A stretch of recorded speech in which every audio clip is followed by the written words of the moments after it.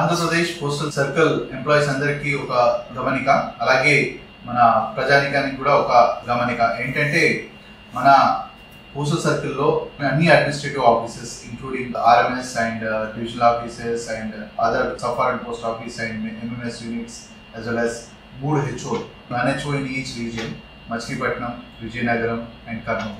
3 HOల్లో మన SOs, BOs ఇవన్నీ కూడా పైలట్ రోల్అవుట్ అవుతున్నాయి. ఈ చోట్ల మన నో ట్రాన్సాక్షన్ డేగా మండే అంటే 7వ తారీఖున మనం అనౌన్స్ చేయడం జరుగుతూ ఉంది.